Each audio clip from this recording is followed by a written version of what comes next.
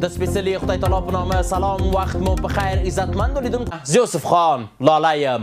د پښتونخوا ملي عوامي ګوند مشر محمود خان اڅکزي ویلي هغه پارلمان چې د ولس له خوښې پرته جوړ شوی وي د پاکستان له ناورین سره د مقابلې وړتیا نه لري. اڅکزي پر ایکس لیکلي اوسنی حکومت باید منحل شي او د ټولو سیاسي ګوندونو له استازو جوړه یوه لنډمهاله اداره اعلان شي. نوموړي د پاکستان وضعیت خطرناک بللی او خبرداری ورکړی چې د ځینو وزیرانو او جنرالانو څرګندونې د ګاونډیو پر وړاندې د جګړې فضا رامنځته کوي. پر همدې موضوع د بحث لپاره په ژوندۍ بڼه راسره وصل دی د نړیوالو چارو کارپوه ښاغلی عزیز معارض صاحب. معارض صاحب ستړی مه شئ، وخت د بخیر خپرونې ته هم په خیر راغلی. معارض صاحب، آیا باید په پاکستان کې موقت حکومت رامنځته شي؟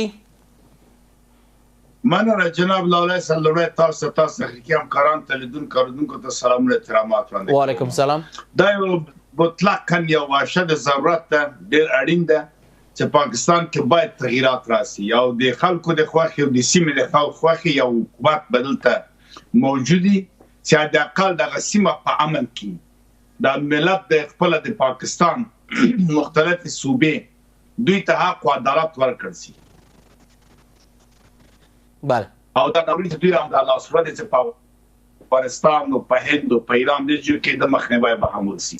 بله. خلک هم دې ته ډېر زیات په سترګې په لار دي او همدا غواړي دا لارونه چې کېږي او دا چغې ورمغال چې د وهلو ټکول چې دا ټول مسایل همدا دي چې دا حکومت دلته پاکستان کې او څوک کورنۍ د پاکستان اسټابلیشمنټ ورته وایي. دوی دا مخکې غربیانو وزري امریکایانو دوی جوړ کړي دي. بله. بایس خاندان ورته وایي، ولډي خاندان ورته وایي، په پنجاب په سند کې په پښتنو کې نواب صاحب، په بلوچو کې سردارجي ضیا سردار صاحب، دا معمولا همدا کورنۍ. بله.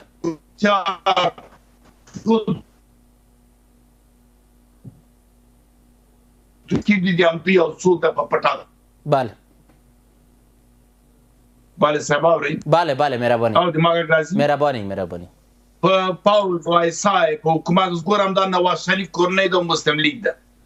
کله زبدای ناستي او کله ورور ناستي، کله لور ناستي. مخکې بنظیر بوټو کورنۍ وندا به کله بوټو و کله به لور و کله به زوی ده کله مسای ده، همدا په واقع کته پورته کیږي. همدا سينو نو معمولا دا هم څه جوړ کړی دی الله ته دا کورنۍ بلري سیاته باید ډیر ورانه او شفاف ټاکنې وسی د خلکو حکومت راسي. دا چرالو محمود خان اڅکزي و دې ته دوی اوس خپل هغه اعتبار لاس ورکړی ده. دوی یوه کې صمد خان اڅکزی چې د پلار هغه واقعا مبارزه وکړه، 23 کاله شاوخوا په زندان کې تیر کړل، ډېر وخت هغه مثلا مبارزه وکړه، خلکو ته اخر شهید هم څه په ګلستان د جمال الدین سرک سره په کوټه کې وویشته په حجره کې. بالغه دای چې راغی خلکو فکر کاوه دا د پلان په شان باندې خپل کار کې دی. یو وخت کې خلک په دې پوسو چې د خپل د ایسای لپاره تنخواه اخلي او مستقیمه پاوز او ایسای د رهبري کوي او د پښتنو د حقوقو د حق او د عدالت د فکر کړه ده. از پرون د پښتونخوا او عوامي پارټي یو ډله جوړه کړي. نو اوس ولې دای دا خبرې کوي؟ یا مثلا د خان عبدالغفار خان مبارزه وکړه، بیا دغه زوی ولی خان تروا د خو بالغ نه اسفندیار دو کې ایمل خان دا ټول. بله. یا ایسای او د په سبغه ځکه د پښتانه خلک دینه لاړ. نو کله چې خلک ته لاړ دینه قوت تړ بیا حکومت او دولت هم د پدرانده سرګ نه ګوري، په ډیره سپکه سرګ ورته ګوري ځکه دا شاید د اما د دوی نوم پاتې ده. نو بیران د دې له نوم نه استفاده کوي. اوس ولې دا خبرې کوي؟ دولت مورچ په ډېر بخښنې سره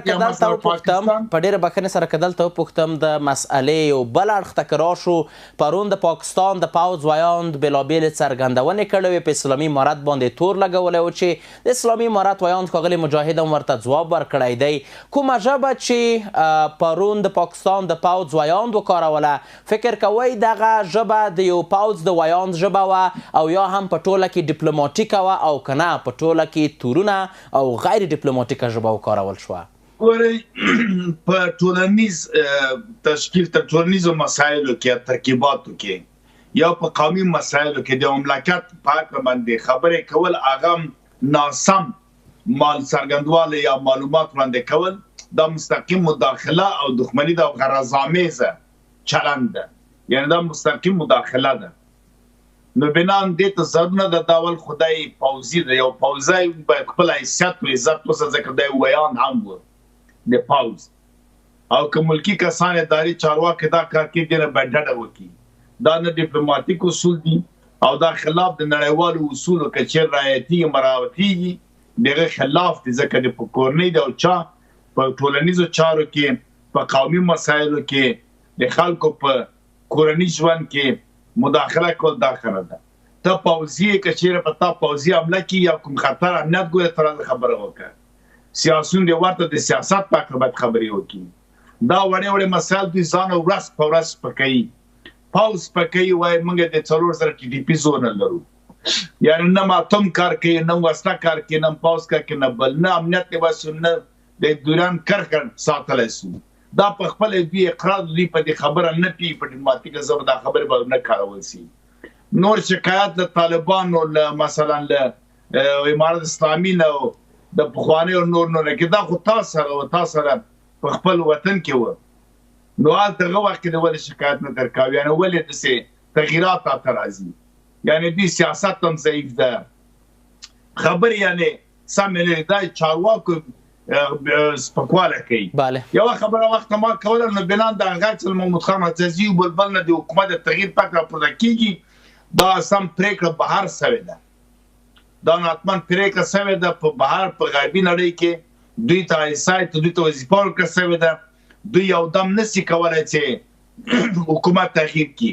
نو بنان بیا نو دغسې خپل لاسپوڅو ته محمود خان عزیزي ته ایمل خان ته یو څو نور دي لاسپوڅ یو څه پنجاب کې وي دوی بیا غږ پورته کوي په میډیاوو کې چې عیني او ذهني شرایط آماده سي، خلک راپورته کړي راوپاري او آمادګي ته ونیسي، بیا خپل د خوښې یا ایسای کس راولي. ډېره زیاته مننه ښاغلی مارچ. په خپرونه کې ستاسو له حضور څخه نړۍ منندوی یم. کور آباد.